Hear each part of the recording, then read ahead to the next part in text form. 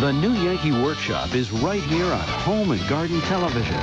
Each episode focuses on a new project, breaking it down from start to finish. You don't have to be a master carpenter to create your own quality furniture. The new Yankee Workshop, tonight at 7:30 on HGTV, Home and Garden Television. Get a head start on the holidays with Carol Duvall's Holiday Workshop live. All this week at 2 Eastern, only on HGTV Daytime. Cuyahoga County, I'm your prosecutor, and we have an emergency.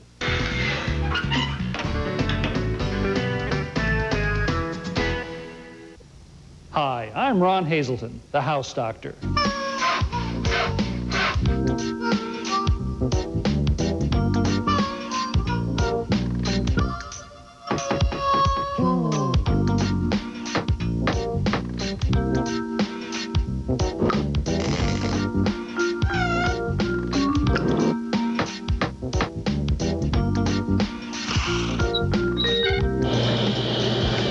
Well, welcome once again to The House Doctor, the show that teaches you how to fix up your home or apartment. Now, on today's program, I'm going to mend a leaning fence, and gardener Kathleen Brenzel will show you an easy way to make a pond the birds are just going to love. But first, when a viewer wanted to install and conceal an air conditioner, well, I paid her a house call.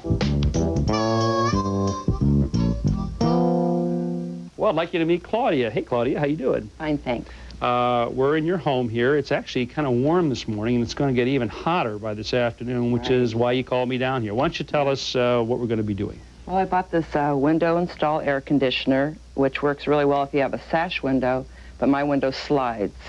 Like this. See, it slides left to right here. Like that. Okay, so we want to get this in hopefully before this afternoon so we can enjoy this, right? Right. So what we're going to be doing is constructing a system for installing this air conditioner in this opening, show you how to brace it, and then we're going to add another little touch here, which is to construct kind of a concealment so that from the outside you can't see that there's an air conditioner here. So you're going to help me on this, right? Sure am. Okay, let's do it. Well, I measured our window opening here and then went outside, cut a piece of 3/4 inch plywood, and this is going to fit right into that opening. It's a pretty snug fit. I'm not going to put it in just yet. Now, that's going to pretty much cover up the opening. What we now have to do is cut out a piece of this plywood or this panel to fit in the air conditioner. So let's measure the dimensions on this. That's about 23.5 by 14. Well, we're outside under the shade of this nice tree here. We're going to be cutting out the opening to this panel. Now, I've transferred those measurements from the air conditioner to the board right here. We've centered this in the piece of plywood. And I'm going to be making what's called a plunge cut. Now, come in and take a look right here. See this notch on the front of the saw right here?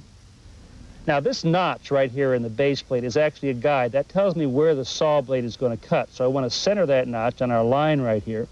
And I'm going to lift up and hold our guide. And we're going to drop the blade down just inside that line.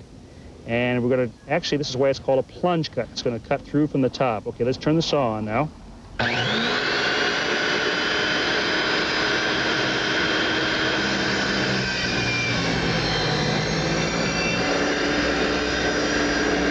Now, this circular saw doesn't cut through to the corners completely because it's curved. So we'll finish this off with a hand saw here. Usually just a few strokes is enough. And one this way. Hey, Claudia, this is going to come loose. There we go. Okay, kind of surprised it. Okay, there we go. And there's our opening for our air conditioner. Here's our cutout. Now, only one problem here. Our air conditioner is designed to sit in a window that has a window sill. So we're going to have to actually create a window sill, and I've already begun that process by taking a piece of 2x3 and screwing it to the bottom of our cutout here.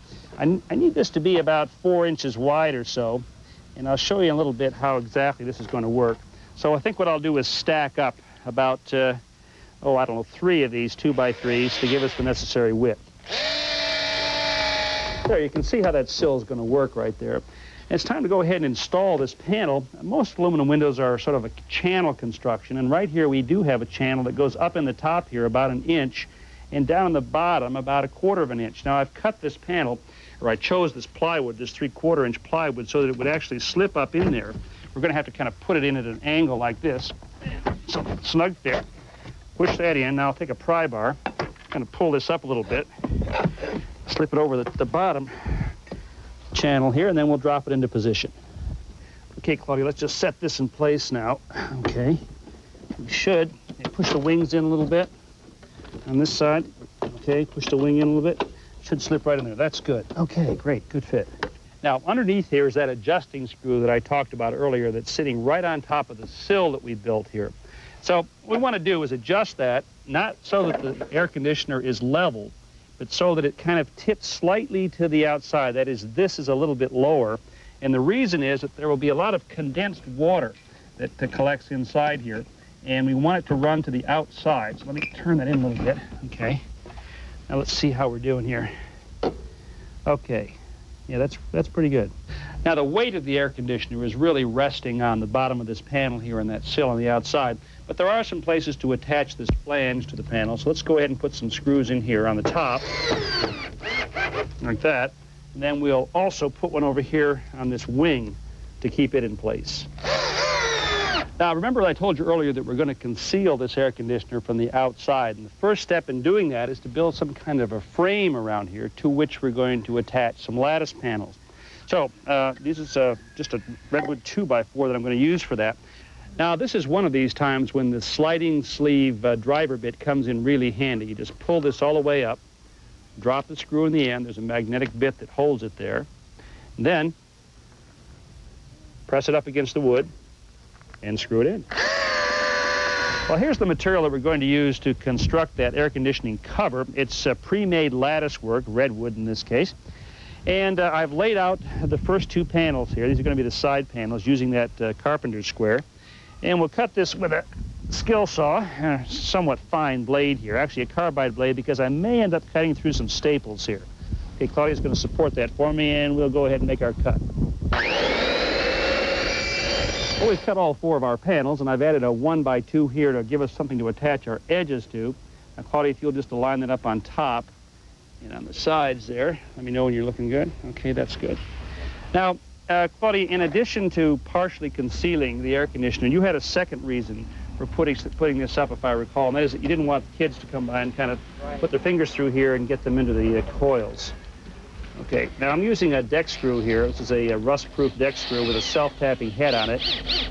I'm going to go right through the lattice work and into this piece of 1x2. Without that, we'd have nothing to attach these together with. Okay, let's put one right in through here. Ah, it works. You know, not only does this look good as an installation, but most important of all, it's producing some good, cool air. We could have used this today. It was really warm here. Mm-hmm. So if you have got an air conditioner that has to go in a sliding window like this, well, now at least you have one way to do that. One suggestion, that lattice work on the outside here looks a little bit unfinished to me. I think we need to have some trim, some wood trim on the corners. Okay. Either a couple pieces of flat redwood or a piece of molded corner trim would dress it up a lot and make it look a lot more finished. So, anyway, you can relax and enjoy yourself now. Huh? Thank you. Yeah, thanks for having us down. Thank you. Turning on the light, I was immediately aware of something different. It was the same room. She was the same woman. Yet somehow, incredibly, something had changed. The Enrich bulb from GE. Its innovative glass filters out rays that dull colors. Blues look bluer, reds redder. Almost everything looks better. Her blue eyes blazed. Her black hair burned. She turned to me. I turned to her and said, That's some light bulb. The incredible Enrich bulb, only from GE. Tomorrow on Carol Duvall's Holiday Workshop, live on HGTV. And a great gift deserves a great box. I'll show you how to make your own fun and easy gift boxes. Plus, Kitty Bartholomew stops by with some of her holiday decorating ideas.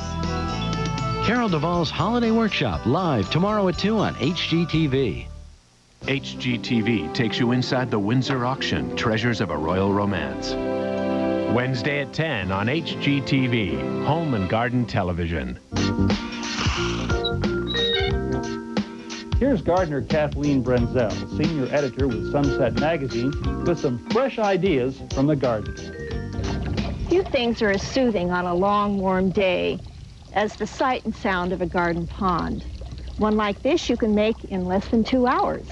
I'm going to show you how. The first step in building your pond is to determine the shape that you want, and you can do that very easily with a piece of rope.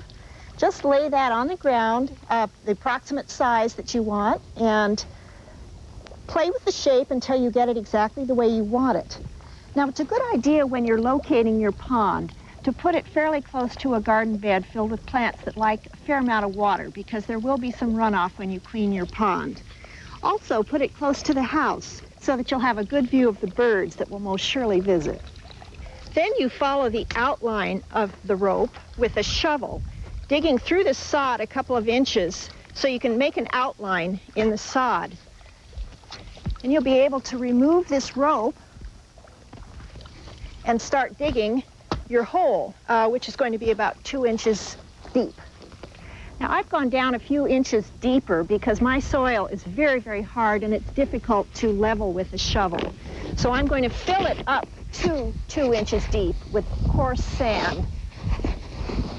I smooth that sand down until it's firm, and then I check to make sure it's level, and yes, that's about where I want it.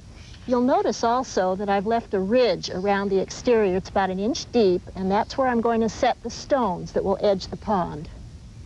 Next, you put the pond liner in place. Now, I'm using about 40 mil synthetic rubber, but you can use any pond liner that's sturdy. This is UV safe, so it should last a long time. Then we fill up the liner with water. Now, if you notice the water kind of going to one end of your pond, this is the point where you can lift up the liner and make any adjustments you need in the level underneath. The stone I'm using to edge the pond is mossback flagstone, and it's a good stone for this kind of pond because it's thin. It's just about 1 inch or so thick, and it's easy to put into place around the edges. You can get it at any building supply place where they sell paving materials. Once you have the pattern you like, then you can trim the liner to fit. And you do that by moving the stones about 1 inch toward the center of the pond and then trimming along behind them with a pair of sharp scissors or a knife. As a finishing touch, I'm going to add a few river pebbles to the bottom and fill in some of the cracks around the edges. I'm also probably going to put a little plants here and there. Now, if you want to have fish or put plants in a pond, obviously you're going to have to make your pond deeper, and you're going to have to concern yourself with pumps and filters. But for just a few hours' work, you have a lot of tranquility in your garden, and the birds will love it.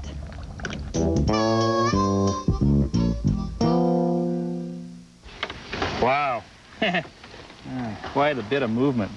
Well, we're here with Ann. Hey, Ann, how you doing? Hi, Ron. The case of the leaning fence right here. How long has this been like this? Probably for about a year. About a year. And what do you think? It's this oleander that's kind of pushed against the side of it from the inside? Over time? Yeah. Yes. Okay, well, there are a couple of ways to fix a leaning fence like this. We're going to clear away some of the flowers down here at the base, take a look at what the problem is, and hopefully we'll fix it together. Now, you can see there was a little bit of concrete poured around the base of this post. What I'm not sure of right here is whether the post has just been pushed over to the side, that it's still in good shape, or whether it's actually broken off below the surface here. So what I'm going to do is try to pull that out and then take a shovel and dig away some of this dirt so we can get a look at the bottom of this post below grade here. Well, I've been doing quite a bit of digging here. Now, let me show you what we've got. This is a concrete column right here into which this post was set. The post is rotted off about right here, and the force of that bush on the other side has sort of displaced the whole post this direction. That's this direction, kind of pushed it really right outside the footing here. So what I'm going to try to do is dig down just a little bit lower here, then go on the other side of the fence, take a sledgehammer, and see if we can knock that loose. There, okay. Now we've got that loose. Now, you know, one of the problems here is that this post was never really set in the center of the hole down here. It was way off to the side. And so it just kind of pushed itself out. Anyway, there we go. There's the concrete, and you can see that post was rotted off, about right here. There. Now, when drilling holes for a bracket like this, alignment is really important because the holes on the back side of the fence have got to align with the holes on this side of the bracket. So what I did here is I started on the back side, drilled halfway through the post, then came around here and finished the hole.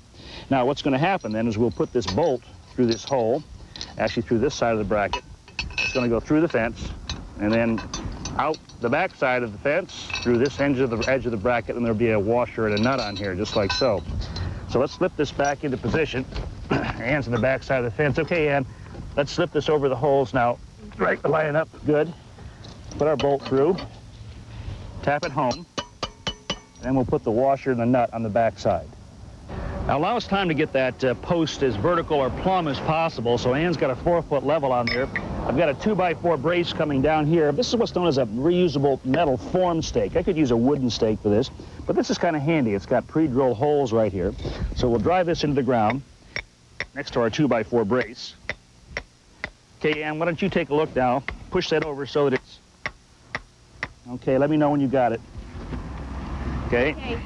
Right now I'm going to take a duplex nail, go right through one of those holes in the form stake and into the side of our brace. Well, we're going to be using some instant post-setting concrete right here. This requires absolutely no mixing, and it sets up in about 5 minutes. So I fill this hole about half full of water. Okay, and go ahead and put the cement in from your side, too. We're going to put this in here until the cement has absorbed pretty much all the water in the hole. There we go. Okay. That's good. It's going to work out just about right now. Once we've gotten this in here, we'll take a piece of scrap wood and just sort of tamp this. This is to get out any air cavities. Well, as promised, our concrete's set up in just about 5 minutes. Actually, we've given it an extra 15 or so.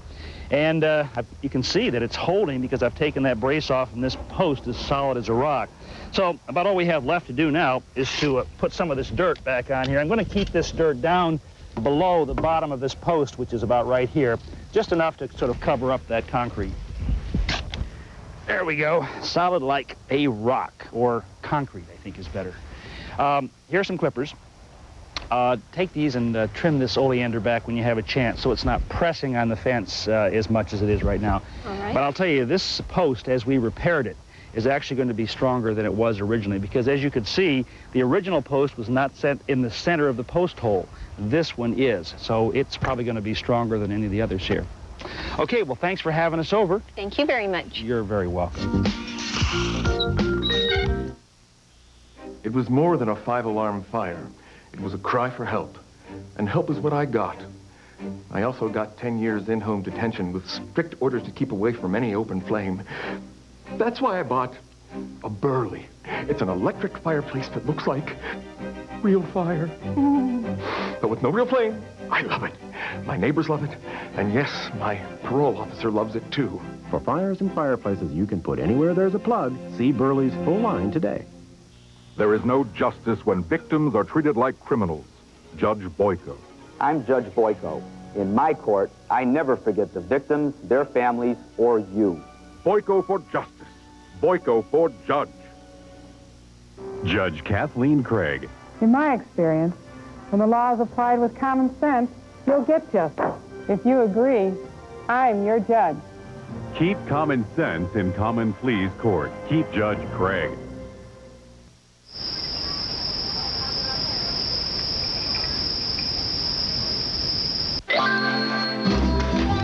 Where's my blue shirt? At the cleaners. Where's that piece of wire with the thing on it? In your closet. Where's the fuse box? In the basement. Where's Barney J. Weatherington, master of all space and time? Having dinner. Whoa! What's in the garbage? You don't want to know. Life gets crazy. Get Glad. Where are all my swimsuit magazines?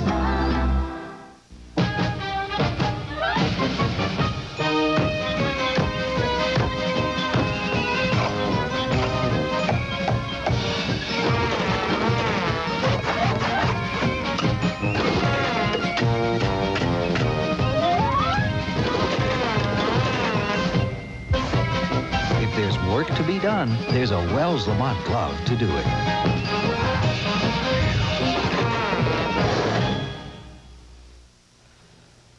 All done. Seems I'm measuring her all the time. But it's good to take stock, to measure things, like your kitchen. Enough storage, functional.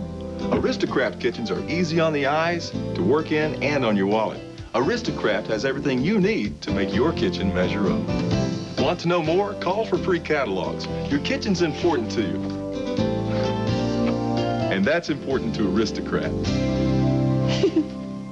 I think the most important feeding is the one that you start in the fall, so your lawn starts to look healthier in the spring, and consequently, you need Scott's Winterizer. When I put down Winterizer in the fall, it allows us to develop a good, strong root base, and it allows the lawn to endure the winter weather, and you get a real early greening. This grass is beautiful, thick, deep green. People will stop by and say, how'd you do that? Scott's Winterizer gives the grass a kickstart in the fall and makes it really look great in the spring.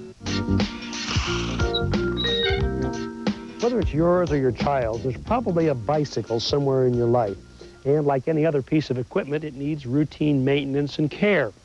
So I have here this morning probably the foremost bicycle mechanic in the world. This is Dick Phillips. Hi, Dick. How are you? Good morning, Ron. I've known this guy since I was 13 years old. Actually, I went to work in his bicycle shop down in Florida when I was in junior high school. He's visiting me now, and we're going to take you through some very basic but important maintenance tips for bicycles. This happens to be a child's bicycle right here. And Dick, here's one of the problems I remember we used to deal with quite a bit. We've got a misalignment problem right here where the wheel is going straight, but the handlebars are cocked off to the side here. Now, how would you go about fixing that? Ron, in order to correct this situation, line up the handlebars with the front wheel so you're going the same direction. You remember when you first came to the shop as a kid to help me, what you wanted to do to correct that? I wanted to use one of these. This, by the way, I remember this lesson. Never use, if you can avoid it, an adjustable wrench on these bolts because they may slip and round them off. See? I do remember things. Thank okay, you. go ahead. Sorry. Get a wrench, maybe from your daddy's toolbox, or if it's daddy, he can do it himself. You can either use the open end here or the box end right here and loosen this top nut here. Actually, it's not a nut, it's a long bolt that goes down into the stem here. Mm-hmm. Loosen it several turns, and then take a hammer and break it loose. Okay, can we show everybody why Sure. you have to do that? Now, at the bottom of this post right here, you see is this sort of wedge-shaped piece. As you tighten this bolt on the top, it sort of jams inside the stem here. Mm-hmm. And that's why you have to tap it. Okay, let me slip this back in here. Okay, now we've gotten that loose, so I guess we used to, I remember you told me we used to sort of stand over this front wheel, straddle it, and then twist the handlebars like this, right? And then hand tighten it, and then, as you said, want to go ahead and snug her up there? Dick, these brakes are practically useless on you. I'm squeezing the handle completely, and it's not even stopping the tire. Now these are what are called caliper brakes. Yes, right? Ron. They just squeeze the handle up here. These kind of pinch together on the side of the rim, and that's what slows the wheel down. Right. So how do you tighten these up? Well, what we're going to have to do here is take some of the slack out of the cable, the brake cable, from the handle up there down to here. So to do that, pull the two shoes together to touch the rim on both sides, and loosen this anchor nut here, which holds the wire in place. Now, when you get that loose, you could either pull the wire down by hand. If you can pull the wire down with your fingers, then use the pliers to pull it taut, but not real tight, just to kind of snug it up. And the reason you're holding on to the shoes, because if you don't, the wire will become loose again. And, of course, you retighten your nut up. Now, most bikes today come with a derailleur to change the gears, and the way this works is it actually drags the chain from one sprocket to the next on the back here. And because of that, the chain can get a lot of wear. And therefore, if it has a bent link or a stiff link, one that doesn't move freely, or one half of the link is broken, it simply won't shift gears properly. So there are occasions when you might need to take the chain off and replace it or repair it. And this is the tool you need to have. It's called a, what's it called? Chain breaker. A chain breaker. Only costs about $4 or so. Dick, show us how to use this now. All right. Ron, we're going to use this chain breaking tool that you referred to. What we're going to do is push one of the pins out of this link here so we can take it apart. So as you tighten that, you're pushing a little end in there, and there's the pin. You can see it right here. See it coming out on the side right here? Yeah. Now, how far out? Do you push the pin all the way out? No, if you push the pin all the way out, it's going to have a difficult time getting it back in. What you may have to do is back this off once or twice and see if the chain will come apart. Okay. Now, our pin is out far enough here so that we can take the chain apart. But before you do that, take a moment to notice the path the chain follows over the rear sprockets and then through the derailleur. It kind of makes an S curve here. and then it travels back up to the large sprocket, because you're going to have to replace this when you get your new chain. Now, we just pull this apart like that, and carefully just pull the chain through the sprockets in the rear and lift it out like this. Now, we take this chain down to the bicycle shop, get an exact match, which may be a little bit longer. If it is, use that same chain brake to take out the, push the pin out, remove the extra links, and then re-thread it through the derailleur and push that pin back in again using the chain brake. Thanks for being here. You're welcome. And just want to know, did I remember everything you taught me? Well, you did real well. Escape with HGTV's Vacation Living to the country's most beautiful vacation homes and hotspots. Whether you prefer the solitude of the Rocky Mountains or the jet-set lifestyle of Miami's South Beach, Vacation Living has your ideal home away from home. It's a house built for fun and partying and entertainment. Discover your perfect place to unwind. Watch Vacation Living tonight at 10:30 on HGTV, Home and Garden Television. Imagine more HGTV building and remodeling than you ever thought possible at HGTV.com. More ideas, more information, and more inspiration when you explore our new Home and Garden Village. It's all at HGTV.com. Every day he watches and waits. He takes notes of when people leave and when they return, when the lights go on and when they go off. And he's especially fond of welcoming newcomers. As part of burglary prevention season, Intermatic is offering home security timers designed to confuse criminals by alternating when your lights go on, creating a lived-in look while you're away. The threat is real, but so is the protection. Intermatic home security timers, your beacon in the night. Have a question about caring for your exterior wood? Cuprinol has the answer. For example, how should you prepare your deck before staining or sealing? Unless your deck is new, you need to clean the surface. First, remove all loose material. Then apply a deck cleaner like Cuprinol Revive Liquid Deck Wash to the entire surface. Rinse, let it dry. Now you're ready to stain or seal. For more information on Cuprinol heavy-duty wood care products, call 1-800-424-5837 because Cuprinol has the answer. Nobody does it like you. A vacuum cleaner you need to push and pull? Or one so easy it almost works by itself? Nobody Self-propelled wind tunnel. does it like you. It was more than a 5-alarm fire. It was a cry for help. And help is what I got. I also got 10 years in-home detention with strict orders to keep away from any open flame. That's why I bought a Burley. It's an electric fireplace that looks like real fire. But with no real flame. I love it. My neighbors love it. And yes, my parole officer loves it too. For fires and fireplaces you can put anywhere there's a plug, see Burley's full line today. It's a world unlike anything you've ever seen before. It's a blend of quality, service, and style. Come, enjoy Harrison's very special Leather in Autumn celebration.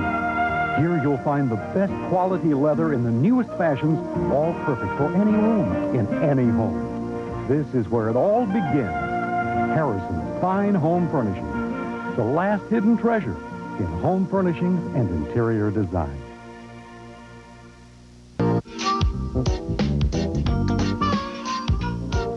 Well, here's a tip to make that stubborn screw go in more easily, especially if you're trying to put it in hardwood. Lubricate the threads using a bar of soap, a candle, even a birthday candle will do if that's all you've got around the house. Simply rub the candle or the soap over the threads like this, and the job will go much more easily. And you'll also reduce the possibility of splitting the wood or stripping the head of the screw out. Now, please join me next time for more tips and suggestions to make your next home improvement project just a little bit easier. Right now, it's time for you to roll up your sleeves, get out there, and tackle some of those jobs that you may have been putting off. See you next time.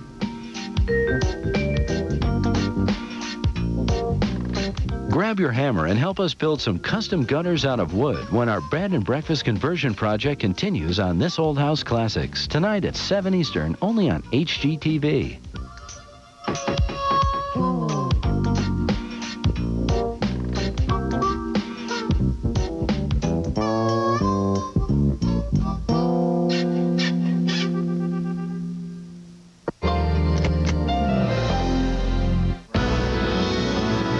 Welcome to HGTV's exciting new season of specials.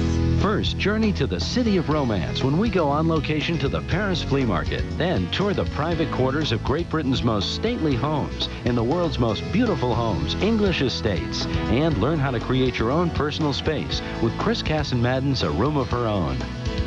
New specials every week, all this fall on HGTV, Home and Garden Television.